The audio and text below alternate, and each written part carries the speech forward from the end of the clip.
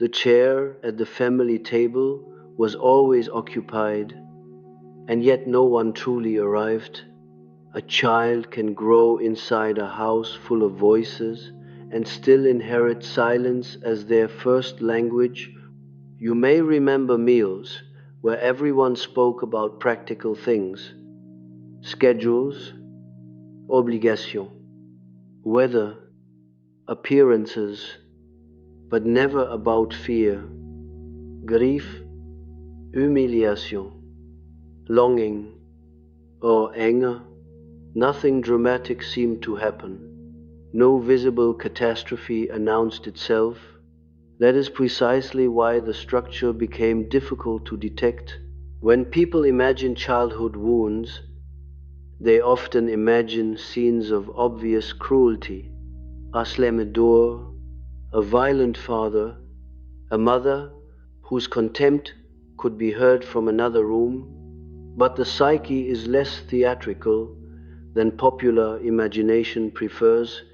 Sometimes the deepest adaptation forms not around what happened, but around what was never permitted to happen. No argument, no confection, no emotional naming, no language for the weather inside the soul. You call this normal because children do not possess comparative psychology. They do not stand in hallways evaluating developmental conditions. They do not say, "This family demonstrates emotional constriction with dissociative defensive patterns." They adapt, that is all. Adaptation is the child's first philosophy. If sadness entered the room and no one named it, you learned sadness must become invisible. If tension lived in your mother's jaw but never entered speech, you learned reality could exist without acknowledgement. If your father's disappointment sat heavily in the air but no sentence carried it, you learned emotional truth was atmospheric, never explicit. This creates a peculiar adult, not someone who lies consciously, but someone whose relationship with reality has already been reorganized around omission. Jung understood that what remains unconscious does not become harmless simply because it remains unnamed. It becomes structural. It begins organizing perception, behavior, attraction, and even moral identity. A silence repeated often enough ceases to feel like absence. It feels like reality itself. You may notice this in adult relationships. Someone asks, "What is wrong?" and your first response is confusion rather than concealment. You genuinely do not know. A heaviness exists, but language does not arrive. Your body tightens. Your breathing becomes shallow. Irritation appears because the request itself feels invasive. Not because the other person has done something wrong, but because translation was never part of your developmental inheritance. Or perhaps you become unusually articulate about abstract psychology while remaining strangely inaccessible in intimate emotional moments. This too is a familiar adaptation. Intellectual fluency can become a sophisticated substitute for emotional contact. Naming concepts is not the same as naming oneself. There is a distinction here that matters. Some adults avoid emotion because they fear rejection. Others avoid emotion because emotional language never became native. These are not identical conditions. The first contains fear of consequence. The second contains structural unfamiliarity. One expects punishment. The other experiences bewilderment. The child raised in emotional silence becomes exquisitely trained in indirect perception. A room changes temperature, and they know something shifted. A face hardens almost imperceptibly, and they detect it immediately. A voice becomes fractionally colder, and the nervous system responds before thought forms. Such people are often called sensitive, but sensitivity is too flattering a word for what may simply be adaptation to ambiguous emotional climates. The body learned to read weather because language was unavailable. This often produces adults who function impressively, competent, reliable, self controlled, even emotionally intelligent by social standards. Yet beneath this competence sits a strange vacancy, a sense that important internal experiences happen somewhere just outside conscious articulation. They feel much, they explain little. At the family table, perhaps nobody shouted, perhaps nobody hit anyone, perhaps birthdays were celebrated, school fees paid, responsibilities fulfilled. This is what makes such histories difficult. Material adequacy can conceal emotional deprivation so effectively that the adult becomes embarrassed to name any deficit at all. They say, "Nothing really happened." This sentence deserves suspicion because often what it means is that nothing happened in a form culturally recognized as damage, but the psyche does not rely on public criteria. It organizes around lived reality. Emotional starvation in a quiet house remains starvation. Jung wrote repeatedly of complexes, not as abstract ideas, but as autonomous emotional structures that shape behavior from below consciousness. A family silence can become exactly such a structure, not merely a memory, but an organizing intelligence, a hidden architecture. You may notice how certain conversations produce disproportionate exhaustion. Someone asks for emotional clarity, and your entire organism reacts as though complex engineering has been demanded because, in a sense, it has. You are not merely reporting a feeling, you are attempting translation from a language system that was never properly formed. Some people become pleasers under these conditions. If explicit emotional communication is absent, harmony becomes inferred through behavioral management. Keep the room smooth, anticipate needs, minimize disturbance, become useful instead of visible. Others become self-contained to a nearly hermetic degree. If emotional reality was never collectively held, dependency itself begins to feel irrational. Why bring experience to others when others were never instruments of metabolizing experience? Still others become attracted to emotionally chaotic relationships. This confuses them deeply. They say they hate drama, yet repeatedly enter unstable emotional systems. The explanation is not masochism, it is familiarity. Emotional intensity, however painful, can feel more recognizable than emotional presence. Chaos at least confirms that something is happening. Silence creates its own distortions of intimacy. An adult from such a home may confuse emotional closeness with intrusion. When another person asks direct questions with warmth and sincerity, the response may not be gratitude, it may be subtle alarm, not because intimacy is unwanted, but because intimacy requires psychic functions never fully developed under safe conditions. The ego then creates stories. I am independent. I prefer privacy. I am not dramatic. I just process internally. Sometimes these statements are true. Sometimes they are elegant rationalizations for inherited adaptation. The difference matters. Imagine a child who enters the kitchen after school with visible distress.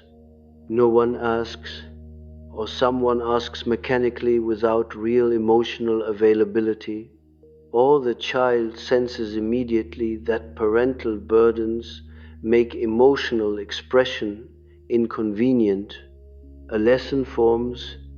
Internal states must regulate privately. Repeat this hundreds of times. Personality emerges. This is one of Jung's most difficult truths. Personality is not always expression of essence. Sometimes it is the shape adaptation took under chronic conditions. The reserved adult may believe restraint reflects character. The hyper-capable adult may believe usefulness reflects virtue. The emotionally unreadable adult may believe opacity reflects maturity. Occasionally, these traits do represent developed character, but just as often, they are childhood accommodations that became identity through repetition. The inherited room remains inside. Family systems are especially efficient at disguising adaptation as morality. Silence becomes dignity.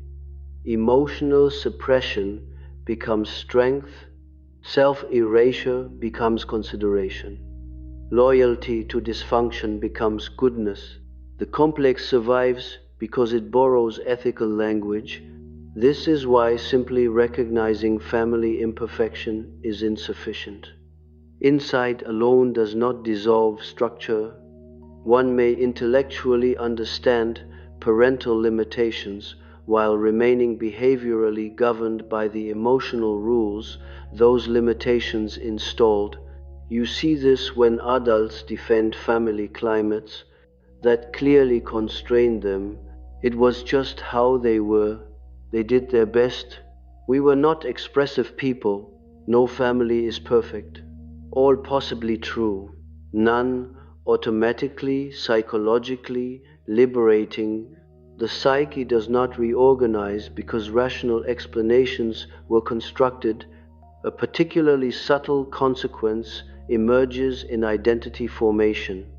If inner life was consistently unmirrored, one may develop uncertainty not merely about feelings, but about selfhood itself. Who am I when not adapting to environmental conditions? What is preference versus accommodation? What is authentic desire versus anticipated necessity? This uncertainty often appears in midlife with surprising force. A person who seemed stable for decades suddenly experiences disproportionate distress, relational collapse, unexplained emptiness, or alienation from their own established personality. They believe something has gone wrong. More precisely, something old has stopped functioning. The adaptive personality no longer fits current psychic demands. Jung's work with individuation repeatedly returns to this moment, not as catastrophe, but confrontation. The socially workable self begins failing because deeper structures require recognition. The childhood silence you called normal did not disappear. It became efficient. It learned professional language. It learned social composure. It learned how to be admired. It learned how never to inconvenience others with difficult emotional complexity, and because it functioned, it escaped scrutiny. This is why such personalities often look admirable from the outside: controlled, thoughtful, dependable, low conflict, But psychological elegance does not guarantee psychic freedom. The question is not whether your adaptation worked, the question is what it cost. A person can become so practiced at emotional omission that they no longer recognize omission as active behavior. It feels natural, spontaneous, temperamental, but temperament and adaptation often become entangled. The silent child does not remain in childhood. They become the adult who cannot answer simple emotional questions. The adult who apologizes for needing time without knowing why. The adult who can care deeply while appearing strangely absent. The adult who leaves relationships not because love failed, but because emotional translation became intolerably exhausting. The adult who mistakes numbness for calm. The adult who says, "This is simply who I am." Sometimes it is, sometimes it is the architecture of an inherited room still speaking through you. You became fluent in atmospheres before you ever became fluent in yourself. This is one of the quieter tragedies of emotionally silent childhoods. The adaptation looks sophisticated because it often produces adults who can read nuance with extraordinary precision. A slight shift in someone's breathing, a delayed text message, a sentence whose tone changed by only a fraction. You detect these things immediately. Others call this intuition. Sometimes it is, but often it is vigilance refined into social intelligence. The distinction matters because intuition emerges from integration, while vigilance emerges from unresolved adaptation. One brings clarity, the other brings exhaustion. A child raised in emotional silence cannot rely on direct communication. Meaning therefore migrates elsewhere, into posture, into objects moved slightly out of place, into doors closed more firmly than usual, into the length of pauses between words. The unconscious becomes trained not around symbolic richness in the Jungian sense, but around defensive necessity. You become a decoder. Then adulthood arrives, and what once protected you begins creating distortion. Consider what happens in intimate relationships. Someone says, quite plainly, "I am upset." A psychologically straightforward exchange, yet part of you distrusts the words themselves because in your developmental world, words were rarely the true event. The true event was what existed beneath them. So instead of hearing what is said, you begin searching for hidden layers. Is there more? Is this all? What is being withheld? This creates a peculiar burden. You become exhausted not because others are especially difficult, but because no interaction remains simple. Every exchange becomes multi-layered interpretation. The psyche is less sentimental than the ego wants it to be. What was once adaptive becomes compulsive. Jung's understanding of the complex is useful here because a complex does not behave like a memory. It behaves like a living subsystem. It recruits perception in real time. It bends interpretation toward familiar structures. The family silence, once internalized, does not remain historical. It becomes active architecture.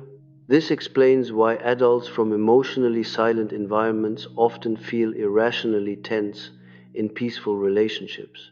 Peace is too clean. Directness feels suspicious.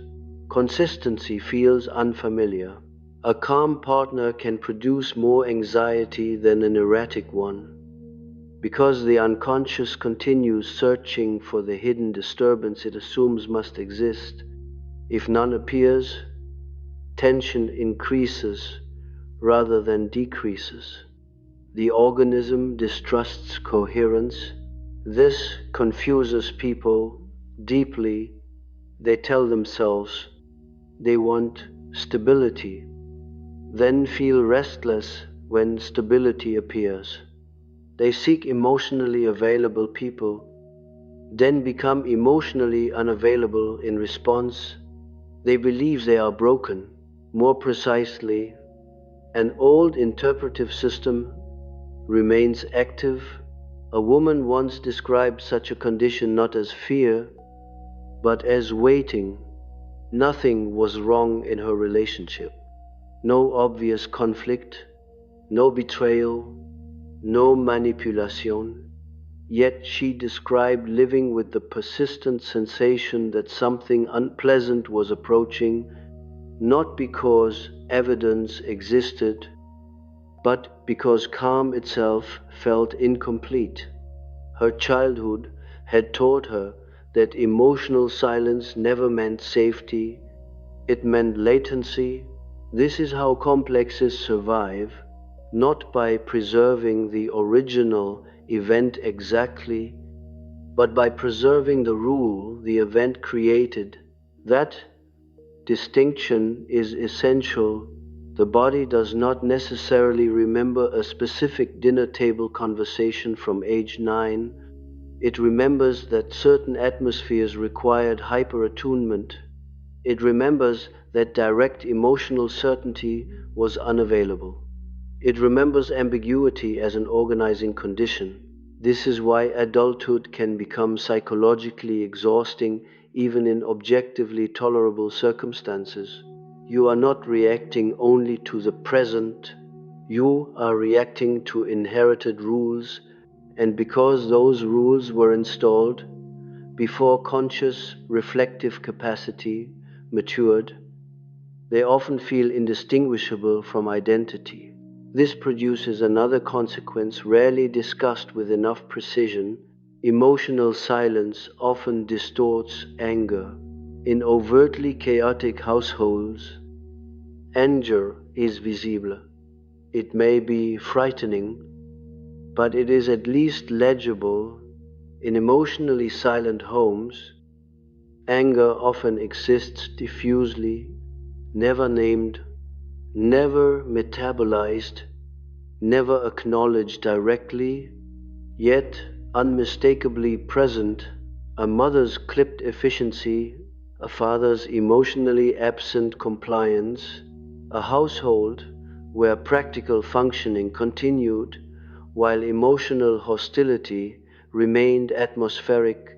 What does a child do with anger that cannot be named? They internalize confusion, because if tension exists but no one confirms it, reality itself becomes unstable. The child must choose between internal perception and collective denial. Most choose denial. Survival demands loyalty to the family reality. This produces adults who distrust their own anger. They feel irritation but immediately question its legitimacy. They sense violation but minimize it. They become experts at translating anger into fatigue, sadness, headache, withdrawal, or over-accommodation. Anger without language becomes somatic burden. Jung did not sentimentalize repression. He understood that what is denied psychologically does not vanish. It changes form. Shadow is often less dramatic than modern interpretations suggest. Sometimes shadow is simply disowned emotional legitimacy. The agreeable adult may therefore contain enormous unrecognized aggression, not theatrical rage, not cruelty, something colder, resentment accumulated through chronic self-erasure.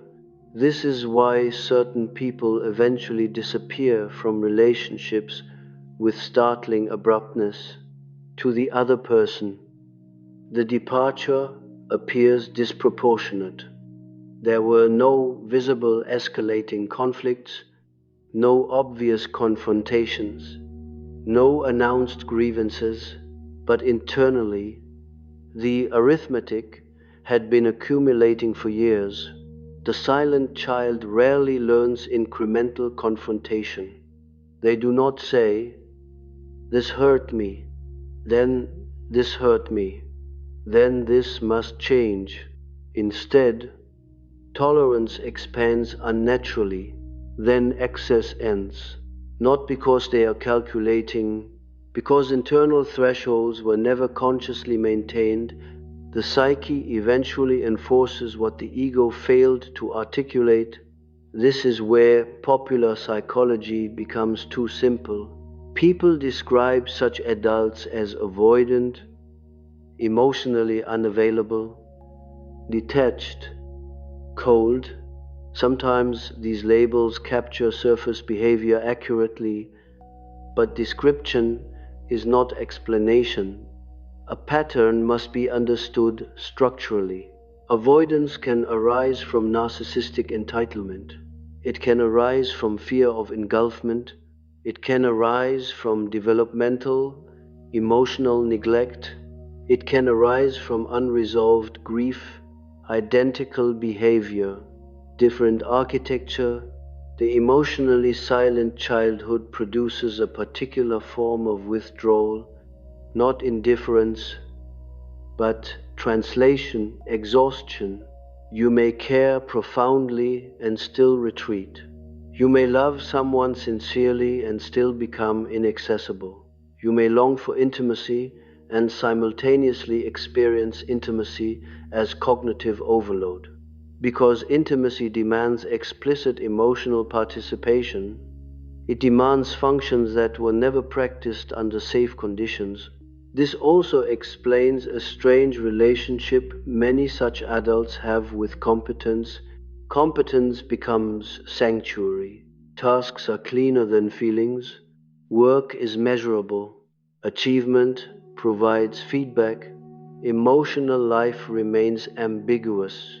So the adaptive self moves toward domains where rules are clearer, become excellent, become dependable, become useful, become difficult to criticize. The family silence often rewards exactly this structure. A child who performs well requires less emotional attention. A competent child stabilizes the system. A self-contained child does not burden overwhelmed adults, and so adaptation receives reinforcement. What begins as necessity becomes admired character. By adulthood, the person may genuinely believe their hyperfunctionality reflects innate temperament, perhaps partially, but one must ask difficult questions. What happens when competence is unavailable? What remains when usefulness pauses? Who are you when performance no longer regulates? Belonging? These questions often emerge during illness, relational conflict, job loss, aging, parenthood, or midlife transitions, moments when adaptation no longer protects efficiently. Then an uncomfortable truth appears. The personality may contain significant engineered structure, not falsehood. Structure, a difference matters here. The adaptive self was real in the sense that it genuinely developed. It was not fraudulent performance, but development under constrained conditions produces asymmetry. Some functions become hypertrophied, others remain underdeveloped. Brilliant perception, weak emotional self-disclosure, high empathy for others, low clarity toward oneself. exceptional reliability, fragile access to authentic anger, composure mistaken for integration. This is psychologically coherent. It is also exhausting. A dream returned to a woman 3 nights running. She stood in a large ancestral dining room where every chair was occupied, yet no one spoke. Plates were arranged, silverware gleamed under dim light. She walked from person to person trying to begin conversation, but each face remained expressionless, not hostile, merely absent. In the final dream, she realized the room had no doors. She woke with She woke with severe chest tightness. The image is not subtle. A complete emotional structure can be inherited and inhabited long after childhood ends. Dreams like this do not invent pathology. They reveal architecture. The unconscious rarely argues politely. It presents rooms, table, distance, repeated structures, because what remains unresolved psychologically often persists not as narrative memory, but as spatial organization. The inherited room remains active until recognized as inherited, and recognition is more destabilizing than many imagine. What remains hidden longest is rarely pain, it is resentment. Pain is easier to recognize because it retains the dignity of innocence. Resentment is more difficult because it threatens the identity many emotionally silent adults built around goodness. Patience, restraint, and reliability. To acknowledge resentment is to admit that beneath composure something less socially flattering has been accumulating, not cruelty, not malice, something psychologically colder, the exhaustion of chronic accommodation. This is where the shadow enters, not as theatrical darkness, but as moral contradiction. The child who learned emotional silence often survives by becoming psychologically legible to others while remaining illegible to themselves. This produces admiration. Such individuals are often described as mature, calm, thoughtful, unusually understanding. They absorb complexity without complaint. They listen well. They regulate rooms. They anticipate needs before needs become verbal. These qualities are socially rewarded. And this is precisely why the problem deepens, because adaptation mistaken for virtue becomes difficult to question. Jung understood something. Modern therapeutic language often softens too quickly. The shadow is not merely what is ugly in us, it is also what our conscious identity refuses because it threatens the image we maintain about ourselves. The excessively good person often carries a particularly dense shadow, not because they are secretly monstrous, but because moral self-organization has required systematic exclusion. The agreeable adult says, "I'm simply patient," but perhaps patience became the only socially survivable expression of immobilized anger. The empathic adult says, "I naturally understand others," but perhaps understanding became preemptive self-protection. The independent adult says, "I do not need much," but perhaps needing became structurally humiliating. The distinction is not accusatory, it is analytic. Without this distinction, personality becomes mythology. Consider what emotional silence teaches about conflict. In healthy developmental conditions, conflict becomes metabolizable, feelings emerge, language forms, repair becomes possible, boundaries evolve. The child learns emotional disturbance does not necessarily threaten attachment, but in emotionally silent environments, conflict often exists without symbolic processing. Tension becomes ambient rather than relational. No direct rupture, no repair, only altered weather. This produces adults who often experience explicit conflict as disproportionately threatening, not because conflict is inherently catastrophic, because conflict with language was never normalized, so a paradox emerges. You may tolerate emotional ambiguity for years, yet one direct confrontation can feel unbearable. You may endure chronic disappointment silently, yet a request for emotional honesty feels invasive. You may survive relational starvation calmly, yet being asked, "What do you actually feel?" creates disorientation. The problem is not emotional fragility, the problem is developmental asymmetry. Certain emotional muscles were never exercised in safe conditions. This creates what looks from the outside like inconsistency. People say, "You tolerated far worse than this." Correct, because ambiguity was familiar, direct emotional engagement was not. This is one of the crueler ironies of adaptive personality structures.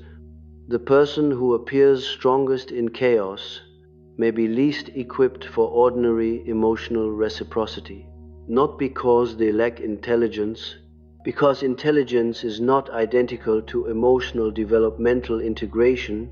Then resentment begins accumulating quietly, not in dramatic episodes, in microscopic transactions.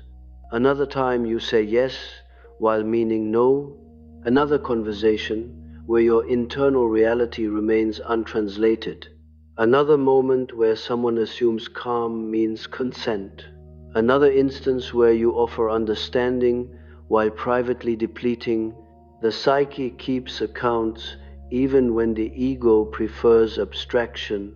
Eventually, the shadow begins expressing itself indirectly: sarcasm, withdrawal, subtle contempt, delayed replies, emotional opacity, private fantasies of disappearance, sudden coldness toward previously valued people. Not because you became cruel, because disowned emotional legitimacy seeks expression through available channels. This is psychologically dangerous precisely because the conscious self often remains attached to innocence. I am not angry, I am just tired. I am not resentful, I just need space. I am not withdrawing, I am protecting my peace. Sometimes these statements are accurate. Sometimes they are elegant translations of shadow activity. The psyche is not impressed by morally flattering language. This is why adults from emotionally silent homes often confuse collapse with clarity. After years of self-erasure, any reduction in emotional labor can feel like truth itself. Sometimes it is truth, sometimes it is defensive inversion. A person who chronically over-accommodated may abruptly become rigid, inaccessible, hyper-boundaried, emotionally punitive. They call this healing. Occasionally it is, but sometimes it is unresolved resentment wearing therapeutic vocabulary. This distinction matters profoundly because individuation is not merely abandoning old roles, it requires integrating the shadow energies those roles suppressed Otherwise, polarity reverses without transformation. The people pleaser becomes contemptuous. The silent accommodator becomes emotionally authoritarian.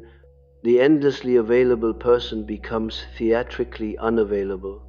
The structure changes form while remaining psychologically governed by the same complex. Jung warned repeatedly that unconscious opposites emerge with force when one-sided consciousness becomes unsustainable. The excessively compliant personality often contains exactly such latent opposition. A man may spend decades being the reasonable son, dependable husband, emotionally stable professional, then in midlife he becomes unexpectedly severe, detached, impatient, almost unrecognizable. Observers say he changed. More precisely, excluded psychic material entered visibility. A woman may spend years as emotional translator for everyone around her, hyper-attuned, compassionate, tirelessly relational. Then one day she withdraws with startling coldness. Observers say she became selfish, perhaps, or perhaps deferred psychic accounting arrived. Shadow does not always appear monstrous. Sometimes it appears as overdue emotional refusal. But shadow integration requires something more difficult than simple reversal. It requires relinquishing innocence. This is where many adults hesitate, because innocence has often become identity. I was the understanding one. I was the stable one. I was the easy one. I was the strong one. To question these narratives feels like moral self-betrayal. Yet, if these identities were partially adaptive structures, defending them preserves fragmentation. The family silence taught another dangerous lesson, that emotional legitimacy belongs elsewhere. Parents could be tense, adults could be withdrawn, atmospheres could dominate the room, but the child learned not to claim equal psychological reality. This creates adults who unconsciously grant others emotional sovereignty, while self-administering minimization. Another person's irritation becomes important. Your discomfort becomes negotiable. Another person's needs become structurally coherent. Yours feel excessive. This arrangement cannot persist indefinitely without psychic consequence.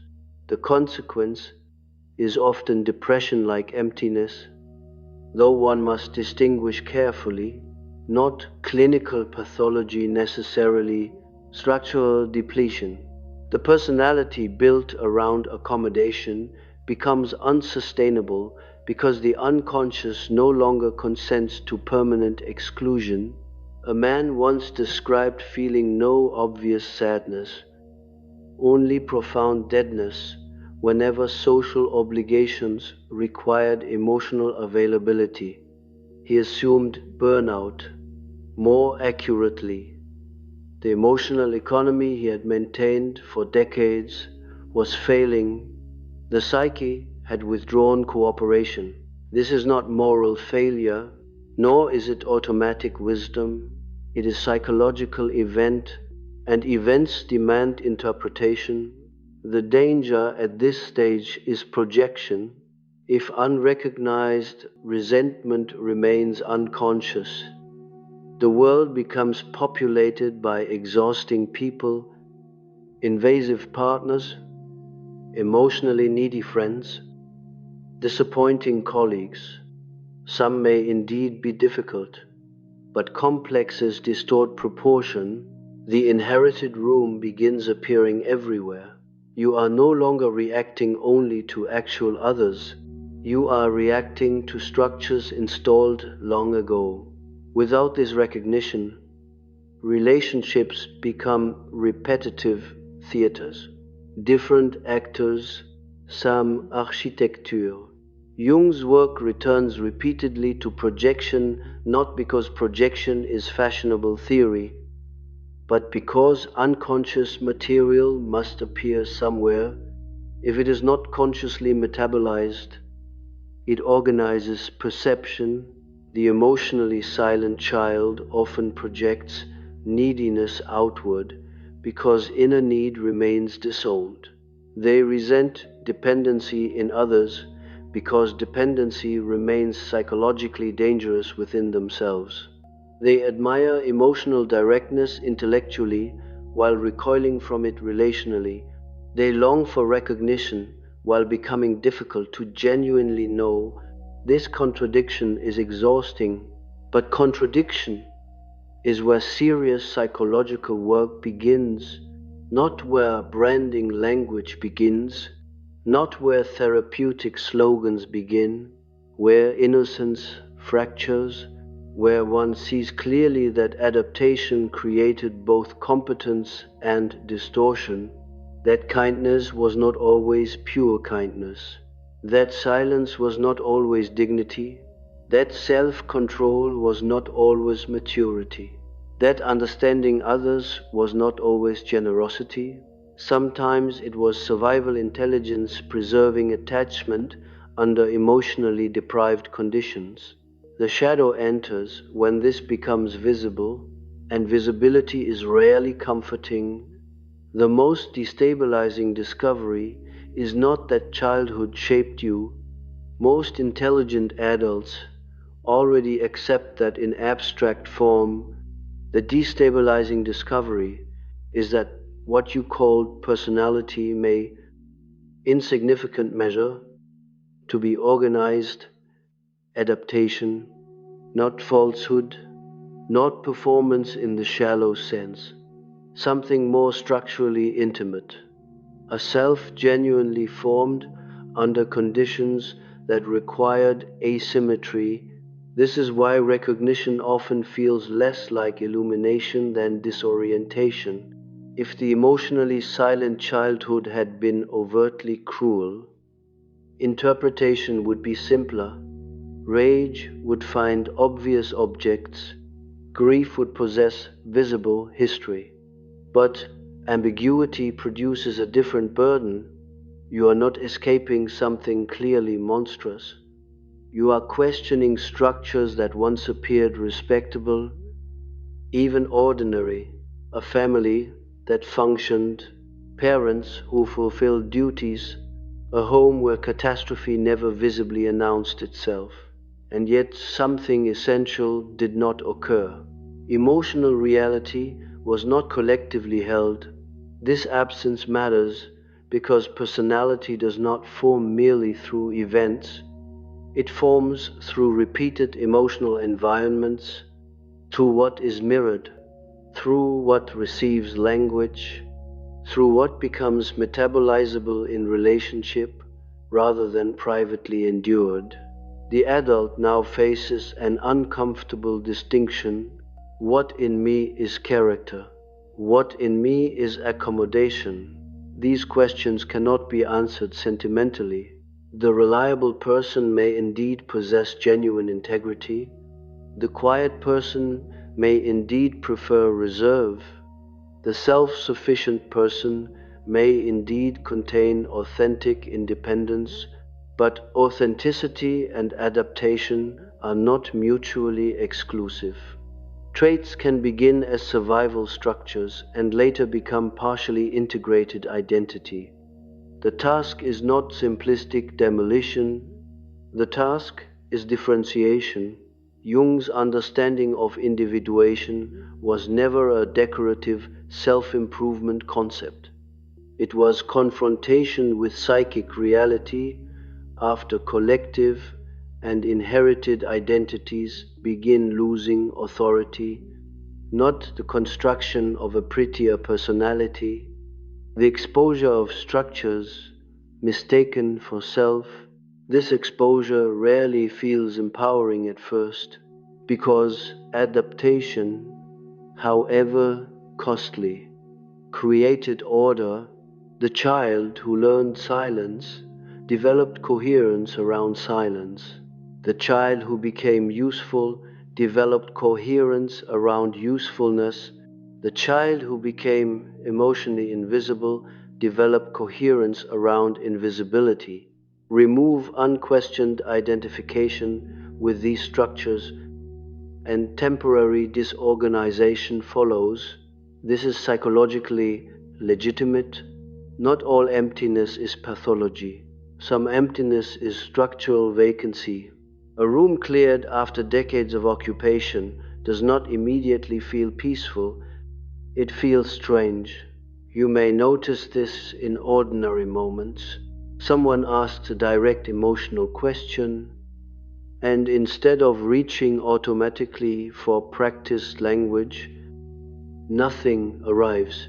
Not because you have regressed, because the automatic adaptation is losing exclusivity, or you may find yourself less capable of performing relational labor that once felt effortless. Listening without reciprocity becomes exhausting. Translating everyone else's emotional ambiguity becomes intolerable. Endless social pleasantness begins feeling physically expensive. Again, interpretation matters. One can romanticize this too quickly. Not every reduction in tolerance represents growth. Sometimes it reflects burnout, sometimes depression, sometimes resentment, but sometimes something more precise is occurring. The inherited emotional economy is no longer functioning automatically. And because identity was partially organized around that economy, uncertainty follows. Who am I if not the one who stabilizes atmospheres? Who am I if usefulness no longer governs belonging? Who am I if emotional invisibility no longer feels morally superior? These are individuation questions, not lifestyle questions. A second danger emerges here. Many adults, upon recognizing inherited silence, become tempted toward narrative simplification. Parents become villains. Childhood becomes explanatory totality. Every current difficulty becomes retrospectively attributable to family architecture. The psyche prefers clean stories. Reality is less obedient. Jung never treated psychological inheritance as deterministic moral theater. Complexes shape life profoundly. Yes, but mature consciousness requires more than accusation. Parents themselves often operated within inherited emotional impoverishment. A father emotionally absent may have inherited a world where emotional articulation was psychologically unavailable, not consciously refused. A mother organized around efficiency may have survived by amputating vulnerable psychic functions long before parenthood. This does not erase consequence, it complicates morale simplification. And complication is psychologically adult. The point is not absolution, the point is precision, because without precision, one remains psychologically fused with the inherited structure, whether through loyalty or opposition. Hatred binds as effectively as idealization. The deeper task is differentiation, to see clearly what was structural without collapsing into mythology. The emotionally silent childhood often leaves adults with peculiar difficulty around receiving care. Giving care may feel natural, reading others may feel automatic, containing emotional complexity may feel familiar, receiving emotionally attuned presence may feel disorganizing, because receiving requires passivity of a kind once associated with uncertainty. This is rarely discussed honestly enough. Some adults long intensely for intimacy, while becoming subtly defensive when genuine intimacy arrives. Not performative intimacy, not dramatic fusion, ordinary emotional attunement. A person asking calmly what happened, a partner staying present through discomfort, a friend tolerating ambiguity without withdrawal. These moments can provoke strange irritation because they expose developmental unfamiliarity. The old personality may have relied on asymmetrical emotional arrangements, giving without receiving, reading without revealing, managing without depending. Mutuality destabilizes inherited asymmetry. The body notices before ideology catches up: tightness, fatigue, the wish to escape, sudden intellectualization, abrupt emotional flattening. These are not moral defects. They are signals, signals of structure meeting conditions it was not built to navigate. Individuation requires that such signals be interpreted, not merely acted out. This is where many adults make a decisive error. They interpret discomfort as proof that the situation is wrong. Sometimes it is. Sometimes discomfort is simply unfamiliar psychic development. Not all unease indicates danger. The childhood silence trained interpretation around ambiguity and emotional uncertainty. That interpretive system remains influential unless consciously differentiated. A dream appeared repeatedly in analytic work in different forms. A person discovers a room inside a familiar house that had always existed but was somehow never entered. Dust, preserved furniture, stale air, objects untouched for decades. The dream does not suggest mystery for its own sake. It suggests compartmentalized psychic life. What was absent from conscious identity remains structurally present. This is not poetic metaphor alone. It is clinically recognizable. Large regions of emotional life can remain functionally unintegrated, while competence continues elsewhere.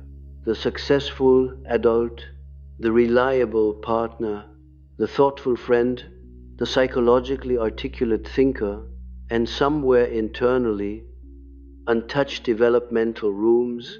Recognition does not immediately integrate them, it merely ends ignorance.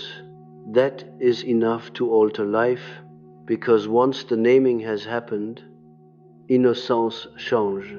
The sentence "nothing really happened" becomes more difficult to maintain honestly, not because overt catastrophe was discovered, because absence acquired psychological meaning, silence became event, omission became environment, adaptation became visible. The emotionally silent child often built a personality admirable in many respects: discipline, sensitivity, endurance, precision, restraint, deep observational intelligence. One must not become simplistic here. Not everything built under constrained conditions is disposable. Some capacities are real strengths, but strengths developed under adaptation often require reorganization before they become genuinely free.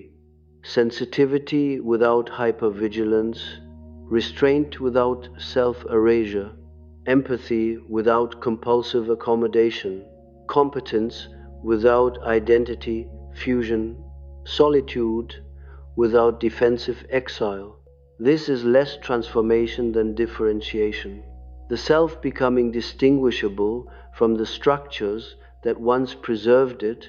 Jung's deeper work always returns here, not toward perfection, not toward innocence regained, toward psychological reality consciously inhabited. The childhood silence, you called normal did not merely wound you, it trained you, it organized perception, it selected emotional reflexes, it shaped moral identity, it taught you what reality could be named and what must remain atmospheric. The adult personality that emerged was coherent, but coherence is not identical to freedom, and freedom is not emotional performance in reverse. It is not theatrical boundary language. It is not coldness mistaken for maturity. It is not moral superiority toward one's origins. It is differentiation, severe enough to tolerate complexity without collapse, to say clearly what was true, to recognize what became structural, to stop mistaking inherited adaptation for unquestionable essence. That is a harsher mercy than comfort. But psychologically, it is cleaner. The inherited silence has been named, its authority has ended. This has been Carl Jung Original, a space where the patterns most people live through can finally be named. Voice and imagery, AI assisted interpretation and framing, original work. Until next lecture.